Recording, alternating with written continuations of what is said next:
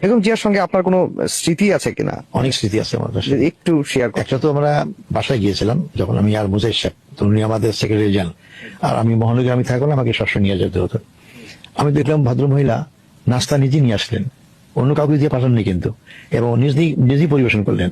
মানে অনেক বাইরে এবং ভেতরে কিন্তু অনেকে বুঝতে পারবেন না, ভেতরে বাড়িতে উনি অত্যন্ত শালীন, ভদ্র এবং খুব মেহমানদারি করতে পারে, এটা আমি দেখেছি। আমার সর্বশেষ একটা স্মৃতি এই মুহূর্তে মনে পড়তেছে।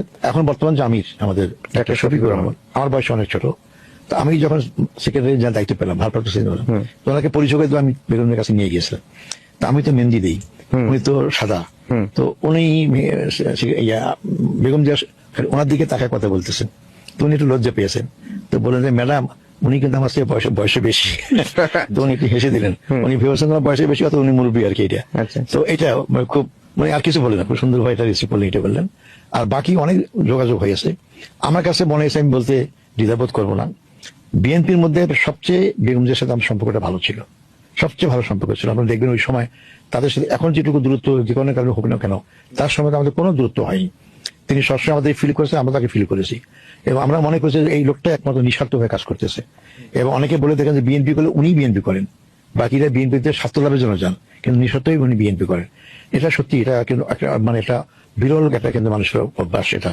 তো আল্লাহ ওনাকে সুস্থ করুক, জাতির খুব প্রয়োজন, খুবই ঐক্যের প্রয়োজন জাতির এখন। এই যে দূরত্ব যেটাই তৈরি হোক, এটা কি ঘোচানো আর মানে একেবারেই কি অসম্ভব? না, ঘোষণা সম্ভব হবে না কেন? আমি তো বললাম এই সংস্কৃতি বেরোয় আসতে হবে। আপনি ক্ষমতায় যান, আমি ক্ষমতায় যাই, ঠিক আছে, ক্ষমতা লড়াই তো হবে। সেই লড়াইটা কি আমরা পরস্পর আস্থা ভিত্তি করতে পারি না? আমরা কি ফেয়ারলি করতে পারি না? আমরা গণতন্ত্রের মূল্যবোধী ভিত্তি করতে পারি না? তো আমরা যদি কোনো নেগেটিভ কোনো কাজের মাধ্যমে কাজটা না করি, তাহলে কোনোভাবে সম্পর্ক নষ্ট হওয়ার কোনো কারণ নেই। ওয়েস্টার্ন কান্ট্রিগুলো যদি তারা পারে, আমরা পারবো না কেন? তারাও তো মানুষ, আমরা তো মুসলিম, আমরা তো আরো সাবমিসিভ হওয়া দরকার, আমাদের তো আরো কিছু বিনয়ী হওয়া দরকার, তা আমরা পারবো না কেন? এই জন্য যদি আমরা উদ্ধত না করে বিনয়ী ভাবটা আমরা সবাই দেখাতে পারি, তাহলে রাজনীতি মধ্যে বিরাট পরিবর্তন হবে আমাদের।